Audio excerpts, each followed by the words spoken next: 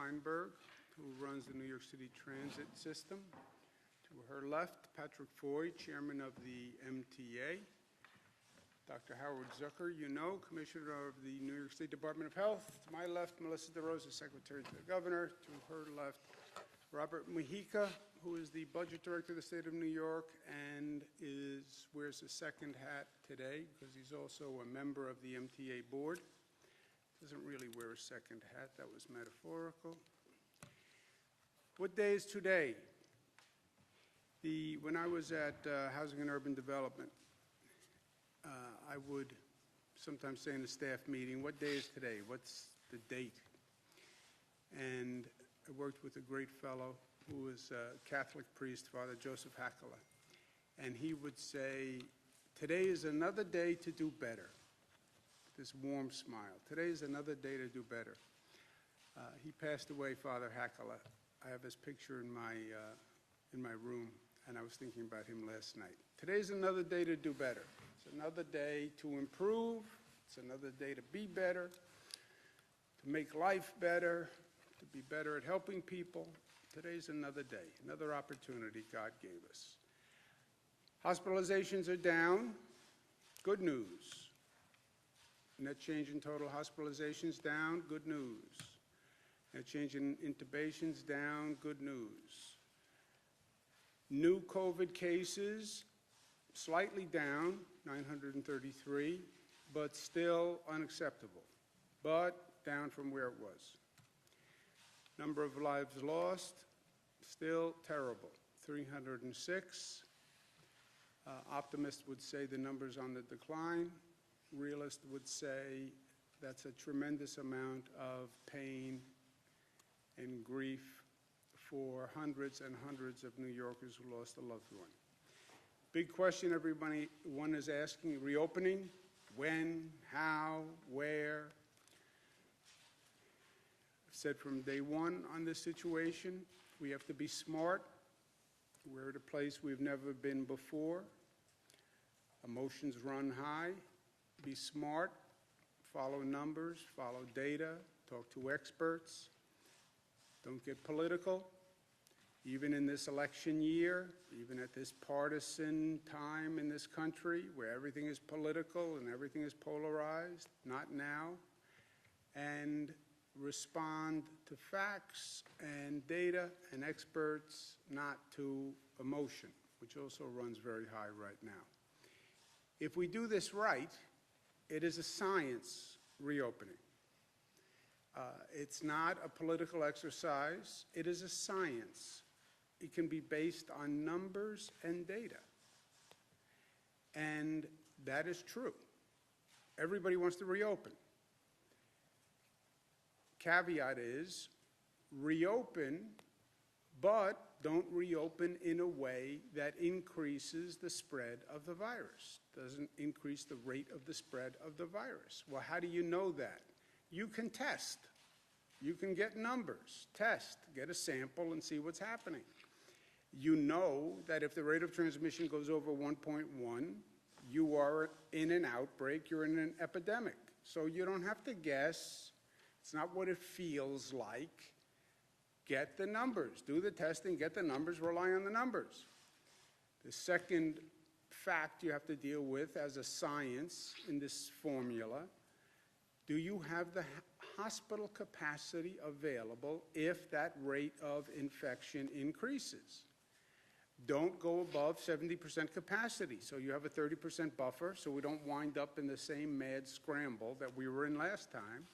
Make sure you have ICU beds with the 30% capacity, and make sure you have enough equipment.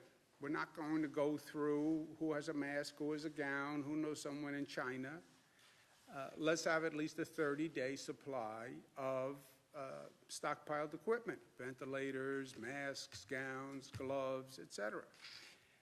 They are facts, it's science, it's data. Then what's testing? Testing, then you trace, then you isolate, and that remains the key to controlling the rate of infection. The testing is how you monitor the rate of infection. What's happening to the rate as you increase the economy, the economic activity. I will take a test, and we'll test enough people so we have enough data to make a decision. We're increasing the number of tests. It's hard. Nobody's done it on this scale before. There's been a lot of back and forth. Met with the federal government, met with the president. We have now a partnership in how to do testing. We're ramping up testing. We're moving very quickly in this state. We do more tests in this state than any other state in the United States. We do more testing in this state than any country on the globe per capita, so we're doing it well. We're doing it aggressively.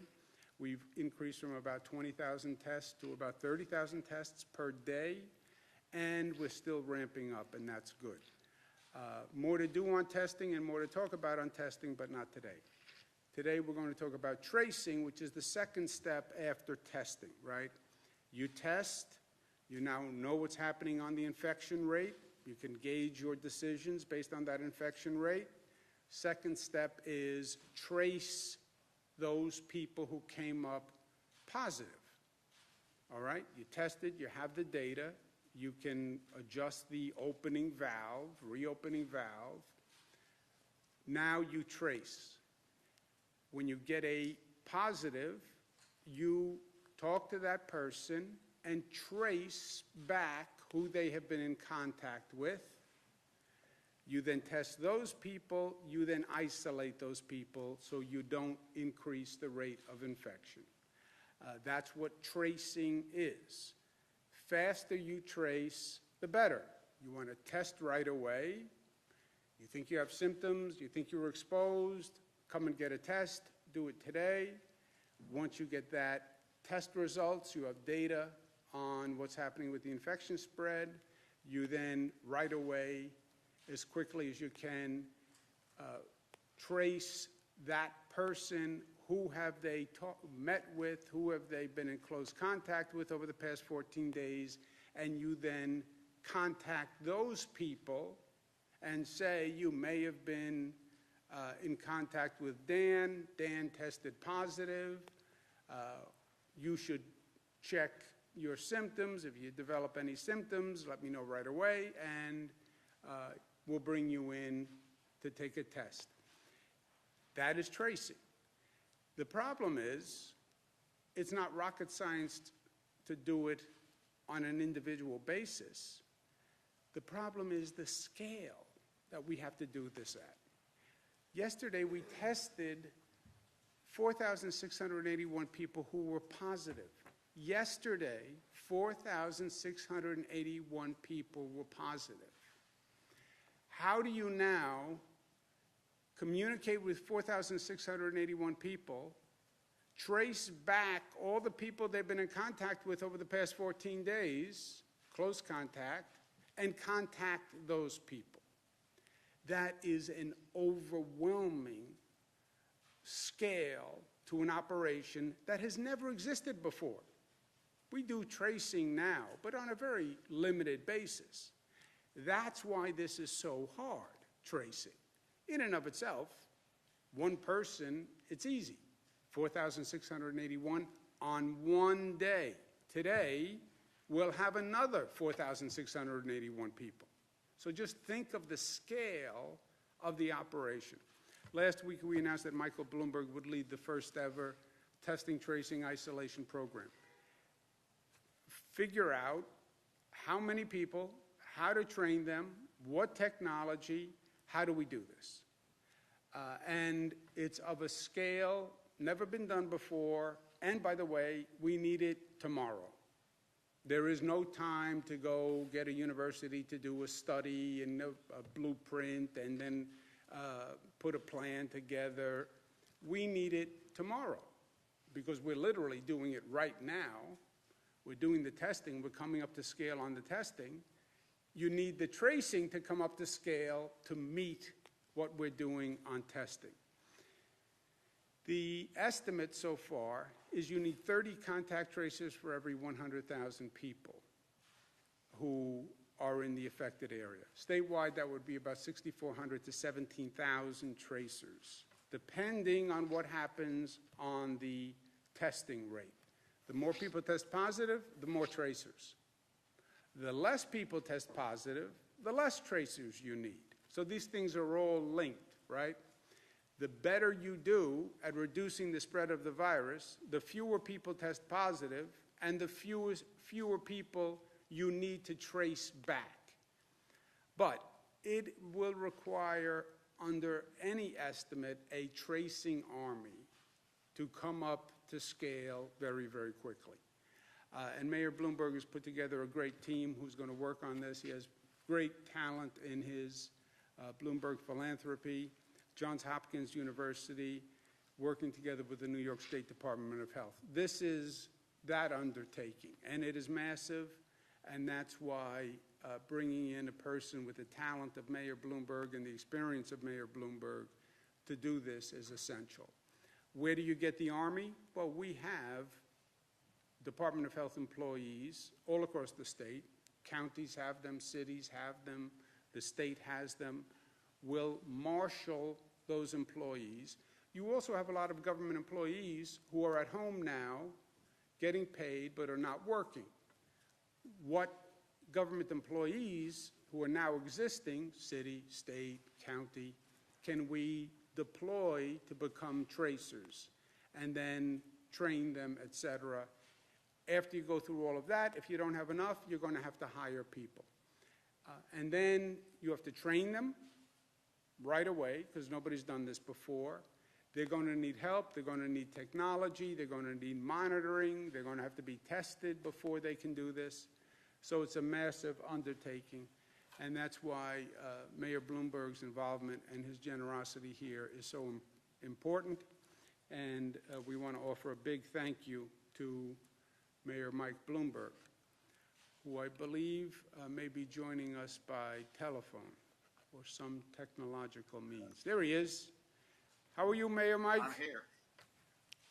Good to see Governor, you. I'm fine and good. It's good to see you, and I want to thank you for all your good work to lead this great state through this crisis and to deliver facts and data to the public, and also a sense of hope, which really is important.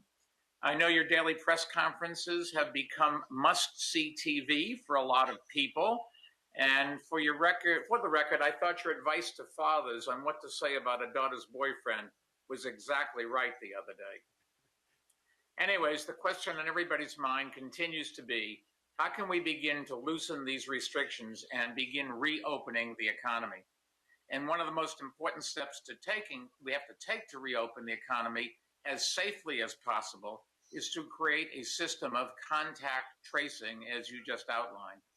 When social distancing is relaxed, contact tracing is our best hope for isolating the virus when it appears and keeping it isolated. The governor has recognized that, and since Bloomberg Philanthropies has deep experience and expertise in public health, we're glad to support the state in developing and implementing a contact tracing program.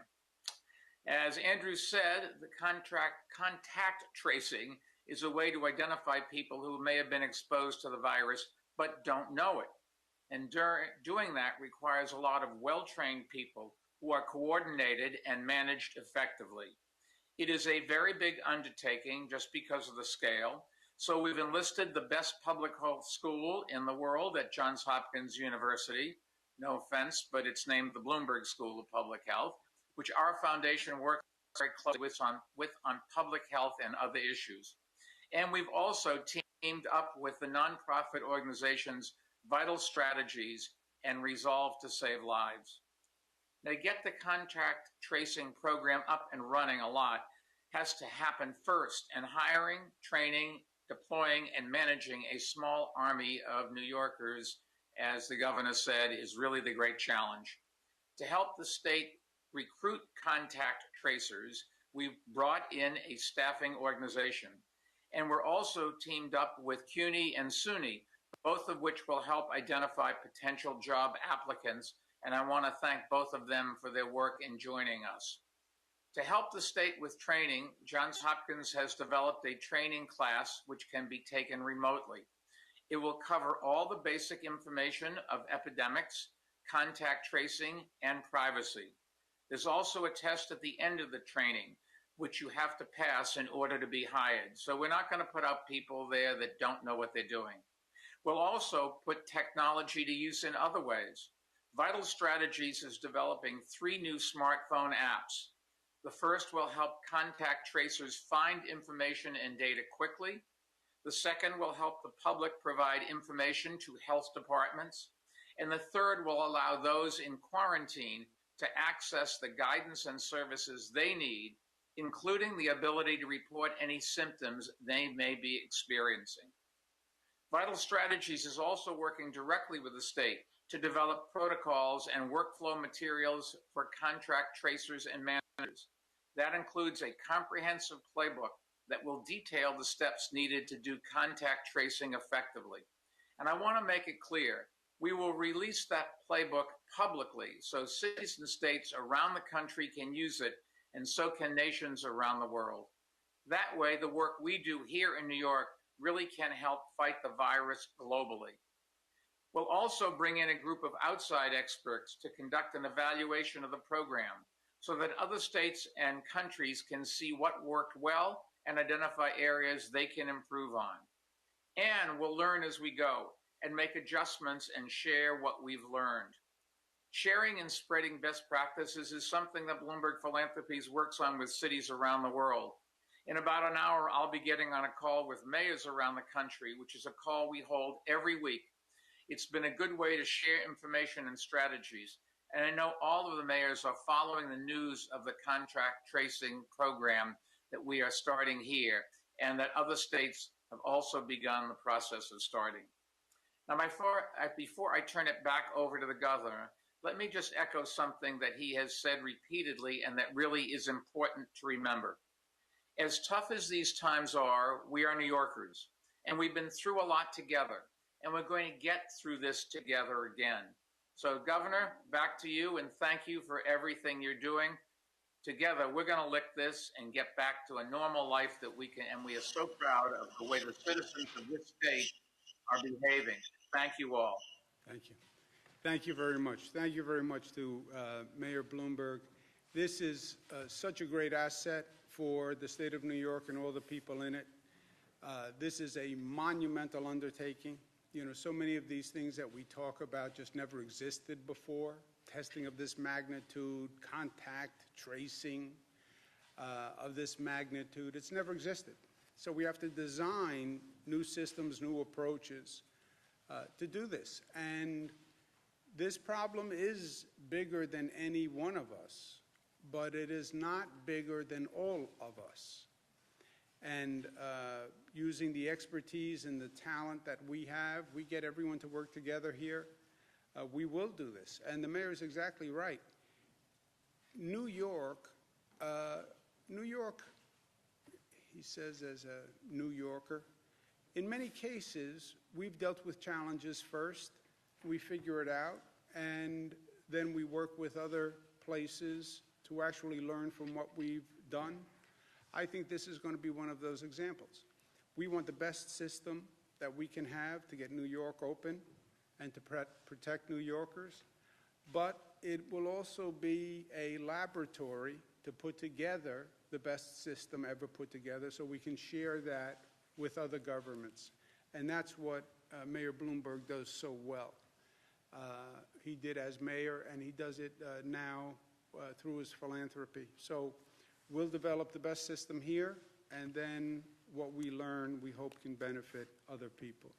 We'll also be coordinating this contact tracing on a tri-state basis because many of the people who come into New York live in Connecticut, live in New Jersey, go back and forth.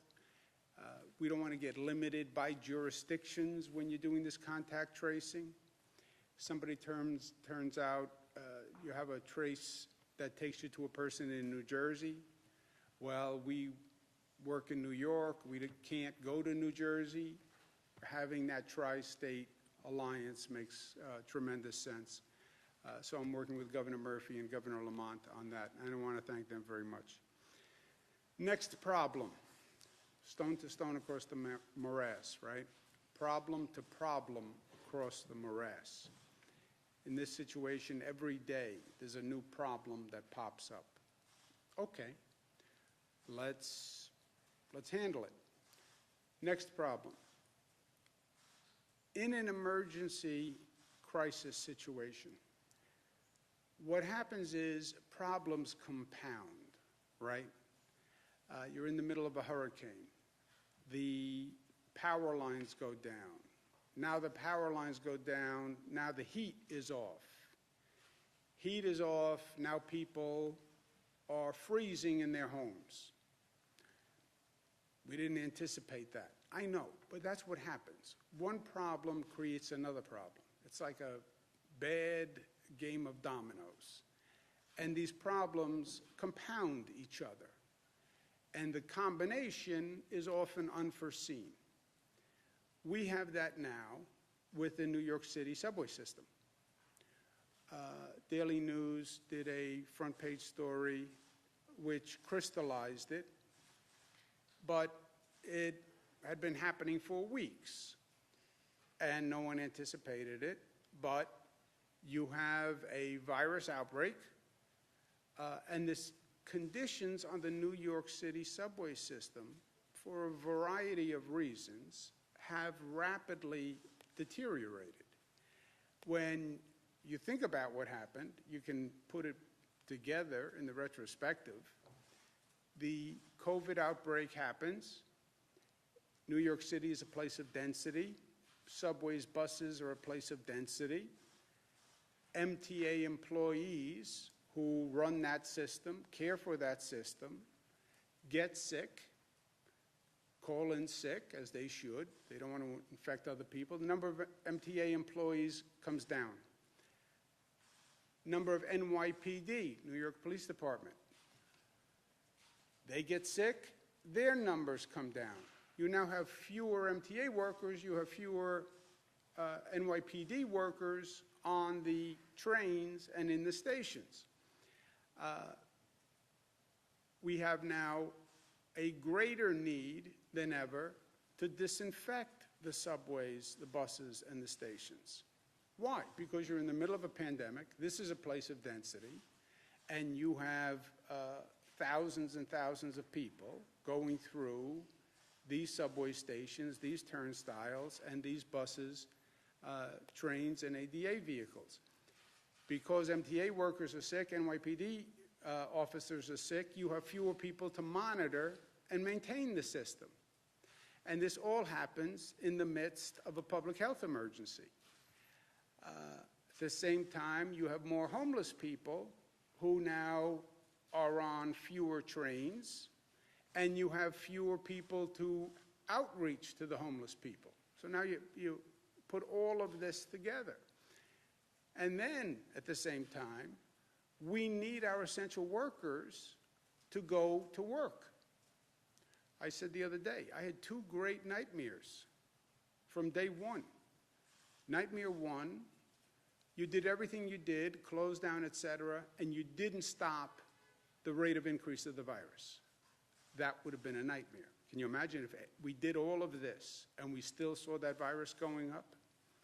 That would have been a real problem. Second nightmare, the essential workers say, I'm not going to work. I'm not going. The transit operators, the police, the food delivery people say, it's too dangerous. I'm not going. I'm staying home too. You don't have food, you don't have power, you don't have transportation, you don't have electric. Now you see society in a really difficult situation. So we need those essential workers to go to work. I am pushing every day to get our essential workers to go to work, even though they see a lot of their colleagues getting ill.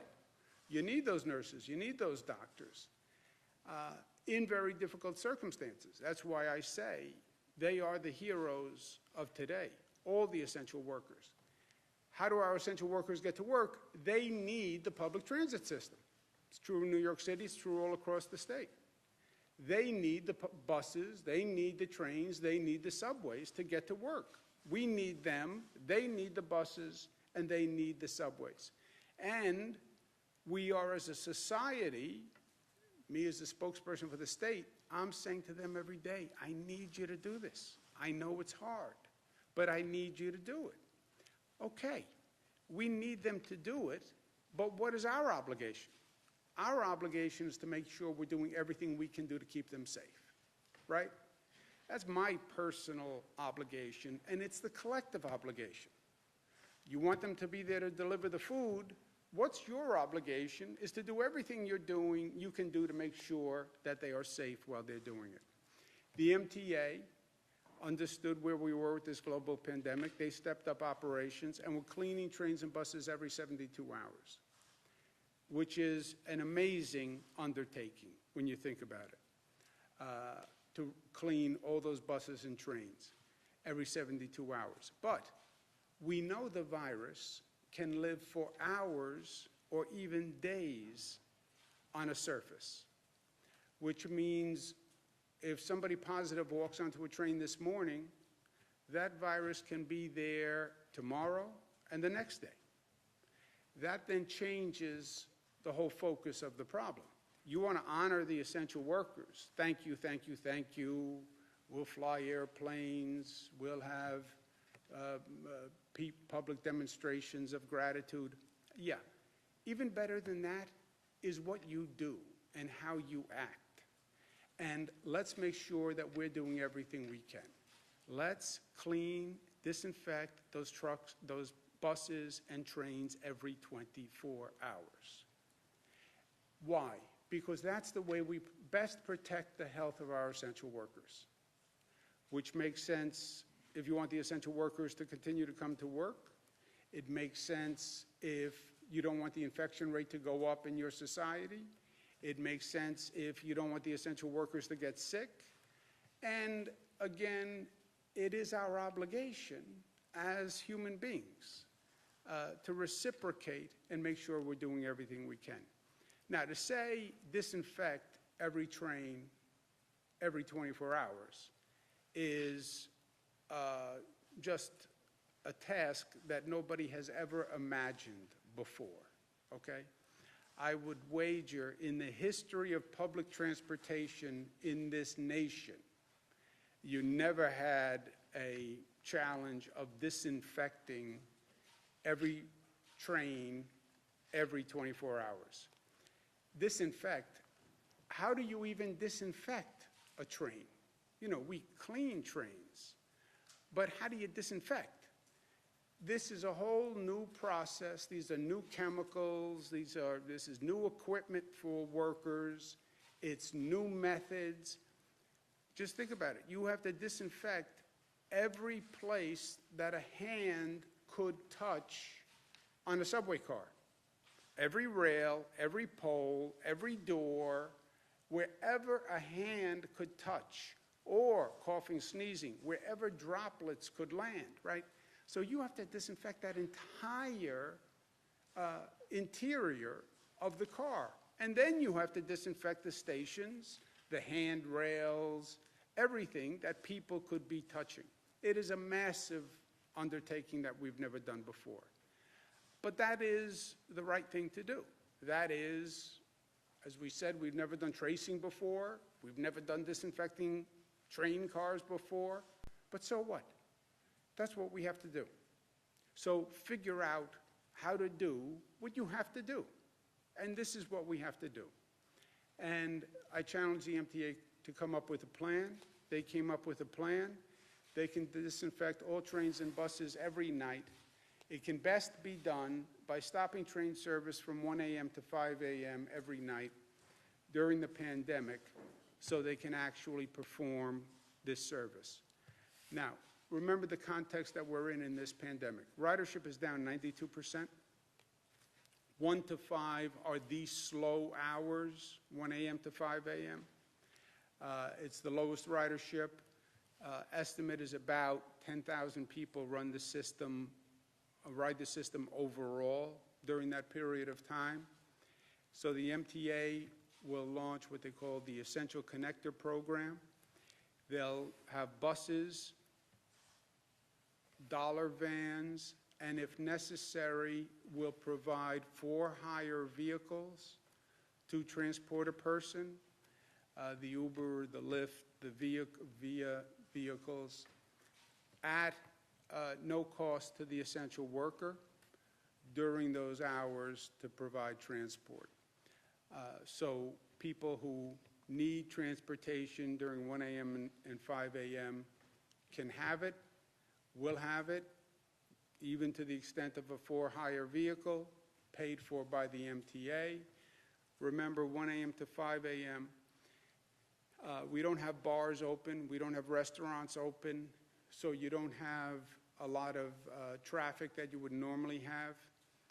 You do have essential workers who are using our trains and subways, and they will have transportation during that period of time. This is going to be one of the most aggressive, creative, challenging undertakings that the MTA has done. It's going to require the MTA, the state, the city, the NYPD to all work together. It's not that easy to stop train service. You have to close down stations. You have to make sure people don't walk in. Then you have to figure out how to clean all these trains and all these stations. I've consulted with the elected officials on the MTA's recommendation, and we all agree to accept the plan on the Essential Connector program. The MTA is undertaking something that people would have said was virtually impossible. Trains and buses will be disinfected daily. Service will continue. The MTA will also disinfect the fleet on the Metro North and the Long Island Railroad, which is what goes out to Long Island, goes to the northern suburbs. They can do that without any disruption in service because of the volume of ridership, et cetera. So just think about it. The entire public transit system in downstate New York will be disinfected every 24 hours. This is a joint MTA state-city partnership. We are doing a lot of things here that we've never done before, and I am never one to shy away from a challenge. I don't believe government has that option. I'm never one to say, well, that's just too much, too hard, too ambitious. We can do it.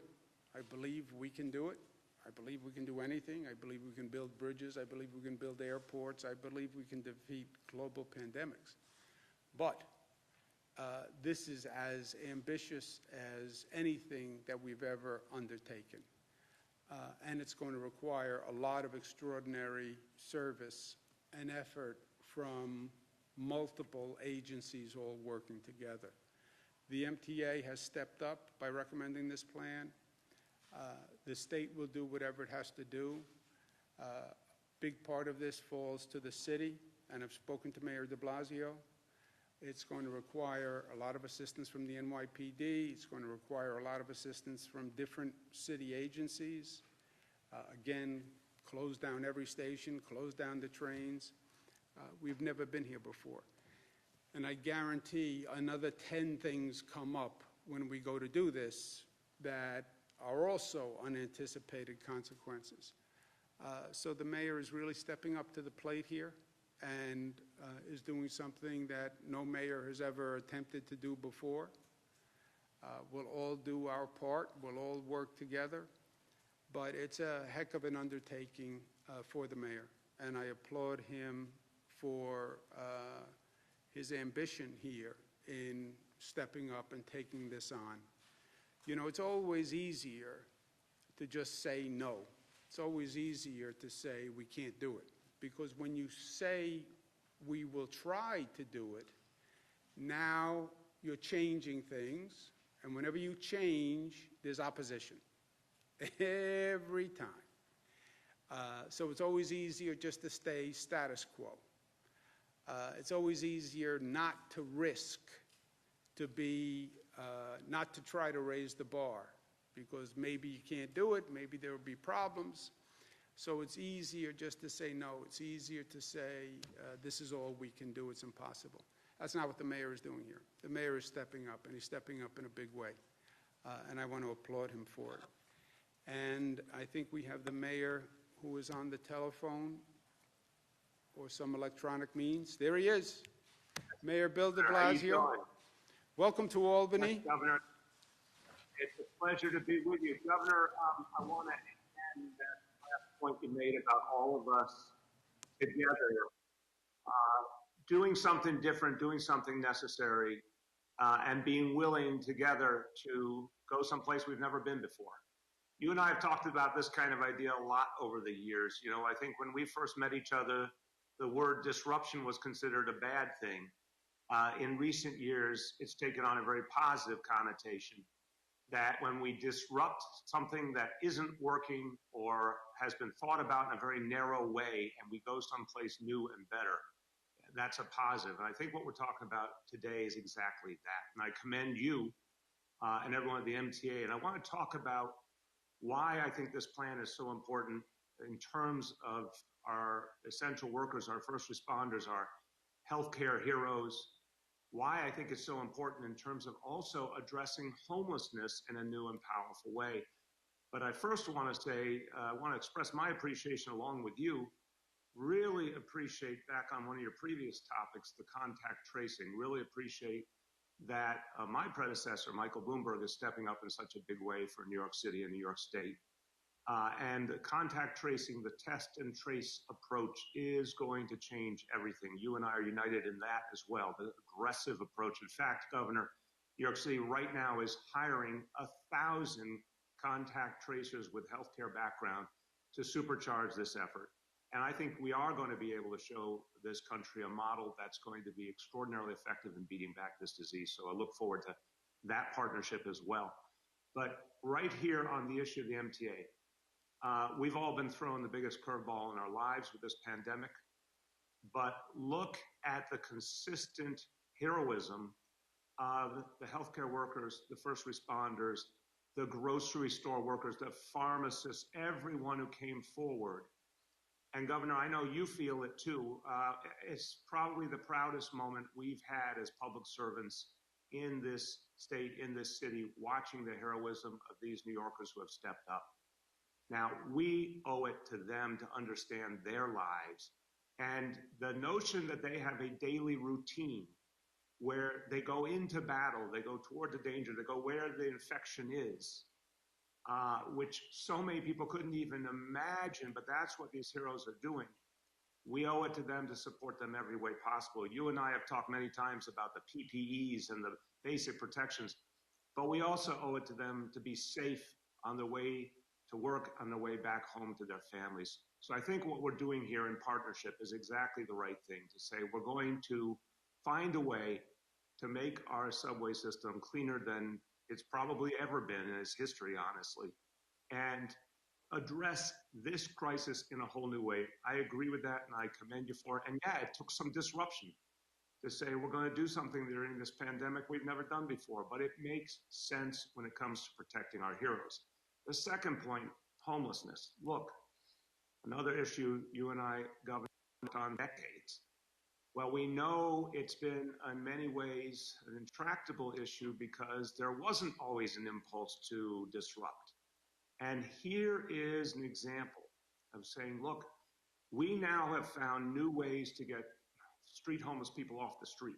And I want to commend Commissioner Dermot Shea and everyone at the NYPD who's really focused on how to help the homeless, Commissioner Steve Banks, everyone at Homeless Services and Social Services, and all those, also those heroic outreach workers. Governor, you know about this work, who go out there day after day to engage homeless people on the streets and the subway, get their trust and get them to come in to shelter and ultimately to permanent housing. This work has always been in some ways stymied by the reality of a homeless person who is struggling with everything they're dealing with, a mental health challenge, a substance abuse challenge, riding the subway all night long. We're New Yorkers, we know about this reality. And it's been put in a stark light by this crisis, like so many other challenges and disparities have. Well, it's an unacceptable reality. And this new plan will disrupt that unacceptable reality and allow us to actually get help to people more effectively. Because if you're not going back and forth all night on a train, then you actually are coming above ground where outreach workers are there to help you, where NYPD officers trained in homeless outreach are there to support homeless people and get them to a better situation. Governor, you know, for decades in this city, somehow homeless encampments were actually tolerated. People thought, oh, it's the kind of thing, what can we do about that? I'm proud to say in the last few years, homeless services, NYPD, nonprofit organizations, we got together and we said, we're not allowing that anymore. We shut them down and we found it actually helped us to get the homeless to the help they need. This is another example of that. So I want to let you know that as we all talked about this idea, and I commend you, your team in Albany, and obviously the team at the MTA, Pat Foy, Sarah Feinberg, it's been a very productive conversation these last few days. And what I think we've come to together is that, yeah, we're going to do something unprecedented. We're going to do something because of an emergency, but we're also going to do something that's going to protect people and offer a new way to get people help who never got enough. And so, Governor, thank you. I think this is a partnership. You're right. It's not going to be easy. No one said it was going to be easy, but you have my full commitment, the commitment of the city, the commitment of the NYPD, and all of our agencies. We're going to make this work together. And we're going to be able to look back and say, we did something that actually changed people's lives for the better. And as long as it takes, we're going to stand with you and get this done. Thank you. Thank you very much. Thank you very much, Mayor de Blasio. Mayor made a lot of good points. You're right, Bill. Nobody ever said it was going to be easy, but nobody ever said it was going to be this hard either. And I think the mayor's point is very well taken. Look, we're doing things all across the board here that have never been done before. And I think there are lessons to learn and lessons we'll take with us. Telemedicine, I think, is a lesson we'll take with us. Teleeducation, remote learning is a lesson we'll take with us. A new public health system is a lesson that we'll take with us. And I think we're going to improve and learn from this experience with the New York City transit system, because the truth is it wasn't working well. Or as well as it should before. We did have a problem with the homeless. And Bill is right, Mayor de Blasio is right. I've worked on it all my life. Outreaching to homeless people is very, very hard. And getting them to come in to a place that actually provides services is very, very hard. So this can actually energize the connections with outreach workers in the homeless population. And we've never had to disinfect trains like this or buses like this, and they will be cleaner than ever before. So, global pandemic, but you live, you learn, you move on, and most importantly, you meet the challenge. You meet the challenge. And this is a daunting challenge. And the mayor is stepping into it with eyes wide open, and it takes guts. And it takes courage. And there'll be bumps along the way, I guarantee you. But that's where we are, and that's why we get the big bucks. But I also want to be able to say today to the essential workers, we thank you, not just with words, but with our actions. And I want you to know we're doing everything we can to keep you and your family safe. And that's what it means to say thank you. Act with gratitude. Don't just use the words, act with gratitude. They're on those trains. They deserve to be kept safe. They deserve to have a clean, safe ride to and from work, and they're going to have it. And we're going to move heaven and earth to make sure that happens. So, in a challenge, what do? We come together and we rise to the occasion. Never did it before, I know. So we'll do it now, and we'll figure out how to do it. And we've overcome every obstacle that we've been thrown. We have the beast on the retreat. We're making ground every day. We just have to keep it up, and we will, because we are New York tough, we are smart, we are disciplined, we are unified, and we are loving. Questions? Governor, in terms of the subway shutdown, will that be pegged to the on-pause order, or what are the exact parameters for that? No, it has nothing to do with the on-pause order. It goes into effect. When is the effective date? morning hours of Wednesday, May 6th. Governor. Thank you. Yes. And on the on-pause order, when do we expect a decision on that vis-à-vis schools and other Before, factors? I said by the end of the week. When you asked earlier this week, I said by the end of the week. Likely Nothing to- changed. Likely tomorrow, we would anticipate? That's the end of the that? week, unless you have a different calendar at the New York Times. I do not. Okay. Questions. The first is, what's your response to criticism that Seattle was quick to respond to the coronavirus while you and Mayor de Blasio were not as quick? What's your response to that criticism? It's Second- factually wrong. No state moved faster at the time from the first case to total shutdown. If you count days, no state moved faster from the first case to total close down. It was March 1st to March 19th. And no state at that time moved faster. So, period. And if You I wanna could make also make another point on that. The emphasis at the beginning of this was on the West Coast. They did the China travel ban. They stopped the international flights that were coming into the West Coast. What they didn't do was shut down the international flights coming to the East Coast. Where do the flights from Europe come? New York and Newark. Where are you seeing the problems with the cases? New York City, northern New Jersey. We now know, based on reporting from the New York Times in the last several days, there were at least 10,600 cases in New York City before we even knew of our first positive case.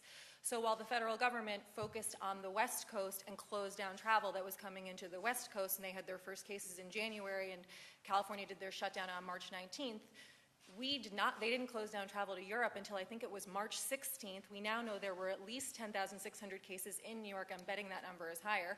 By the time we got our first positive case confirmation on March 1st, and as the governor said, we shut down fully by March 20th. And between March 1st and March 20th, we shut down schools, colleges, casinos, movie theaters, bars, and restaurants. We did it on a tri-state basis and with literally zero guidance from the federal government.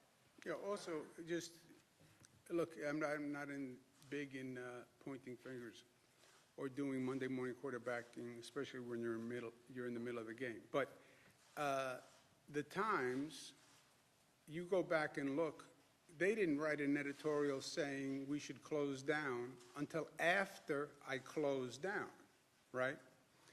The sources they quote saying, well, maybe we should have closed down earlier, after that said, there's no evidence that says close down of schools, for example, makes a difference. So, if you don't have to be consistent, then it's easy to raise a point. Okay, if you would have done the shutdown a week or two earlier, how much of a difference do you think that would have made? Look, depending on who you talk to, people would say, well, you'd get a range, but people would say, you had cases coming here from Europe, which nobody knew. We had something like 2 million people coming from Europe because the virus went from China to Europe and then came here from Europe. Nobody saw that happening. Otherwise, you would have done a Europe travel ban when you did a China travel ban. Just nobody saw that coming.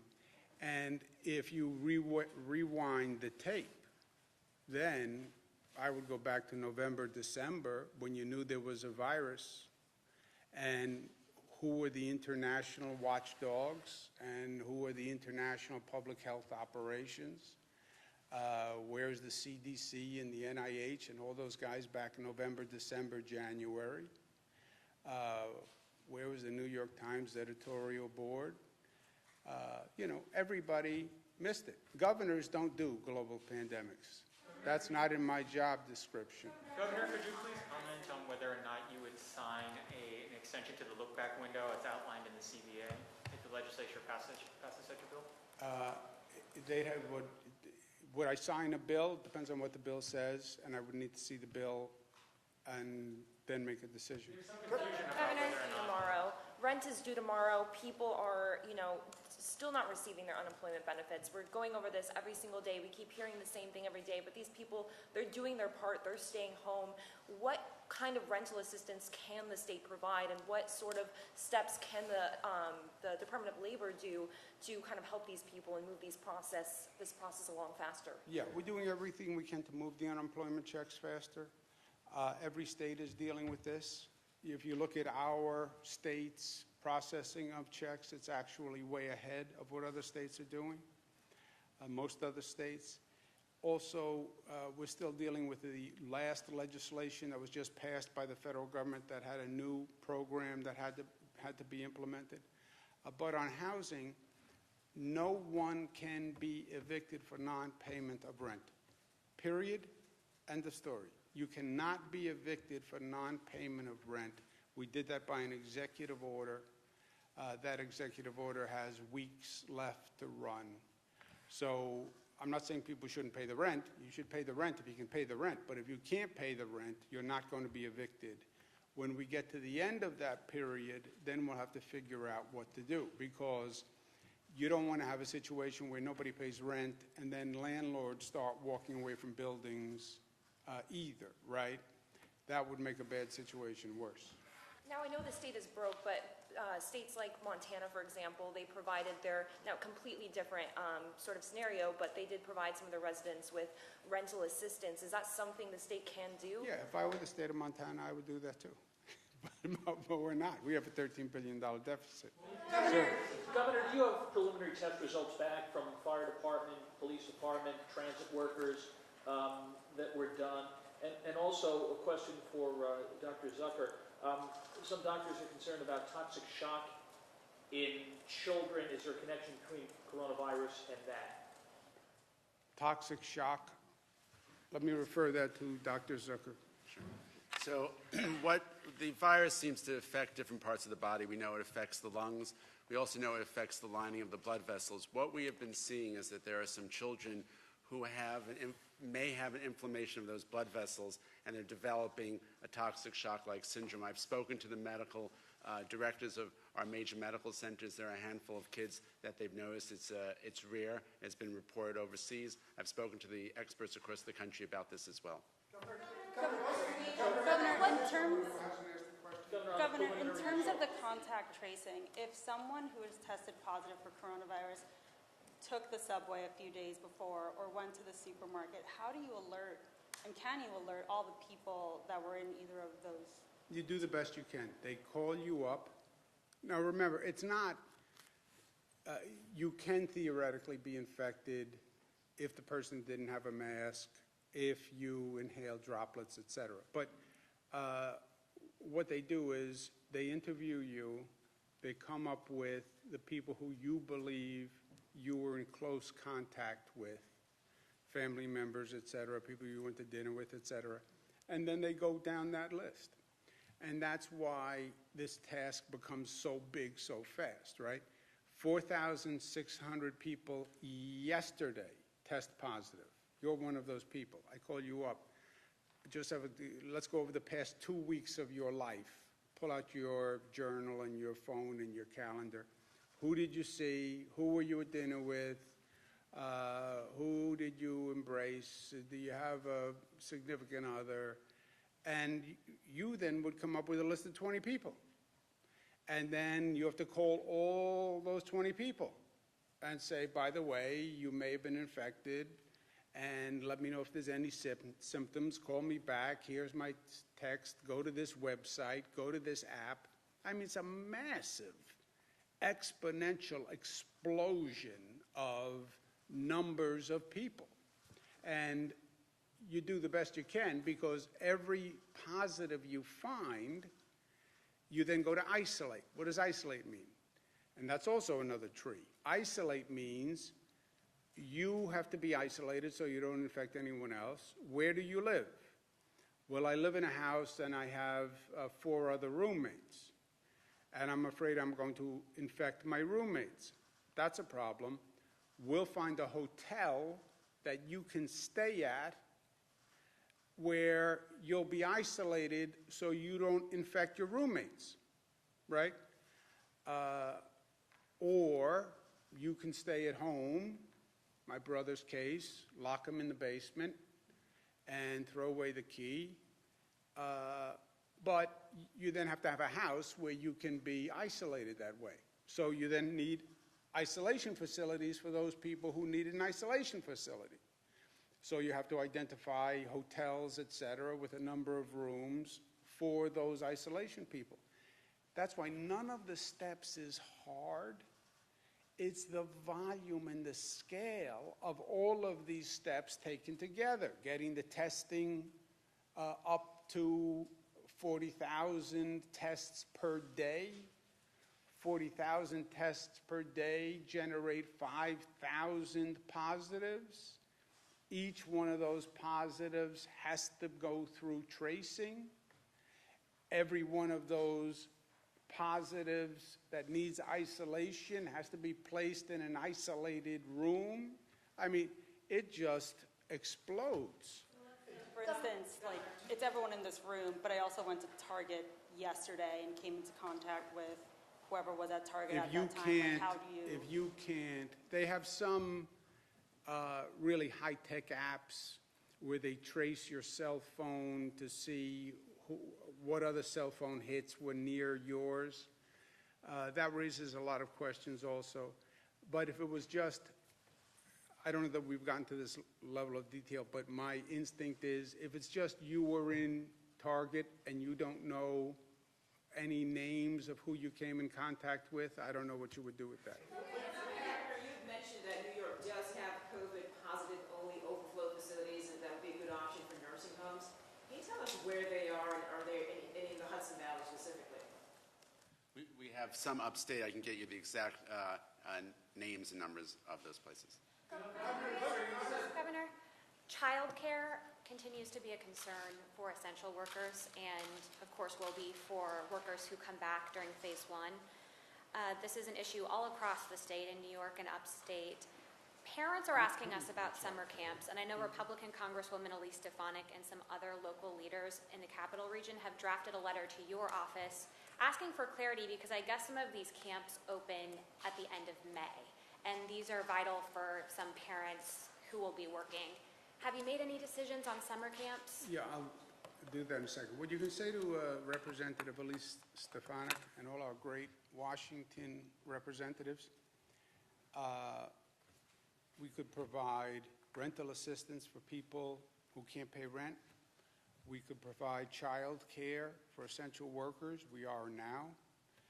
You know what it takes? Money, funding, money. They passed the bill. You know how much it gave New York State to do any of the things we're talking about? Zero, zilch, nada. So when one of them says, I have a great idea, why don't we do this for every person? I would suggest maybe you say to them, oh, are you providing any funding to do that? Because the state has a $13 billion deficit. They have provided us nothing. Nothing for police, nothing for firefighters, nothing for schools, nothing for teachers, nothing for rental assistance, nothing for the massive governmental operation we have to put together with all of these things. Nothing. So yeah, you can do a lot of good things, but you need funding. Do you know about summer camps? So as we phase in and decide on reopening in certain parts of the state, one thing we're looking at is looking at whether or not we're going to have daycare, what kinds of childcare will be provided, and whether camps will be able to open for the purpose of providing childcare to the extent that we're putting people back to work in a limited basis. But those are part of those discussions right now. Let's do another two. Who hasn't asked a question? Another two. Sorry. Governor, there was... All right, 1, 2. Okay, so there were reports yesterday in a Brooklyn funeral home that there were stacked bodies, they were leaking, they were kept in unsanitary conditions. Wondering what the state health department is doing to investigate that. Were there complaints prior to yesterday, and will any penalties be issued for this home? We are investigating that funeral home. There were no complaints about that funeral home to the Department of Health in the past, and we have issued guidance out to all the funeral homes that we will not tolerate any of that kind of behavior. What kind of penalties will be faced? And also, why were these bodies kept in unrefrigerated trucks? That's part of the investigation, and there's always fines and suspensions, and we will enforce this as much as possible. Do you know where these bodies will be taken? Looking into that. Obviously, the funeral home shouldn't have done that, right? What do you, Governor, what do you Yesterday, think of my that? boss spoke to the CEO of Albany Med about reopening for elective surgeries. Dr. Dennis McKenna says that they can and should, in this area, reopen because it's serving the community. Just because it's elective, that doesn't mean it's unnecessary. And he says they also operate at about 95% capacity, so 70% is not sustainable. Is that something you're willing to review for the capital region? We have reviewed it. We do review it for every region. Again, it's just the numbers. You look at the state, we have different numbers across the state. I know the hospitals want to get back to elective surgery. Many of them are under real financial pressure, and elective surgery is one of the places where they make money, frankly.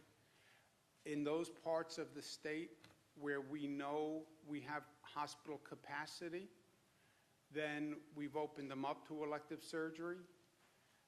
We do have a buffer on the capacity, because if you go up to 95% capacity in a hospital and you have a COVID outbreak, then what happens? Then you're right back to where we started, which is scrambling all across the state to try to find the bed, to try to find PPE. So we have a built-in buffer. You can go up to 70%, but you have to leave 30% for a buffer in case that COVID number spikes. And remember, how do you track the COVID number? We're doing testing more than ever before, but this is an imprecise science. We're doing antibody testing, but the antibody testing actually operates on a 2-week lag. The antibody testing is telling you who got infected 2 weeks ago, right? And now has the antibodies. To have the antibodies, you had to recover from the virus. So like my brother now has the antibodies. Yeah, but it was 2 weeks. So let's not make the same mistake, or let's learn the lesson of what we went through. You need a buffer on the hospital system, and that's why we say 70 to 30. Different regions in the state are not out of the woods yet. And it's don't get cocky, right? That's a lesson in life. Don't get cocky, don't get arrogant. You still see a high number in many places, and where the number is higher, we don't want to relax the elective surgery because we may need those beds for people who are gasping for air, literally. The argument he's making is that if you neglect these other needs that they have, you could be delaying or further exacerbating other medical issues that are not being addressed because there's no hospital in this area except for in Saratoga County who is doing elective procedures. Yeah, well, worst case scenario, you go to Saratoga County if you really have to go now. But we don't want to be in a situation where we have a COVID outbreak and we have no hospital beds. That would be the worst. Thank you, guys.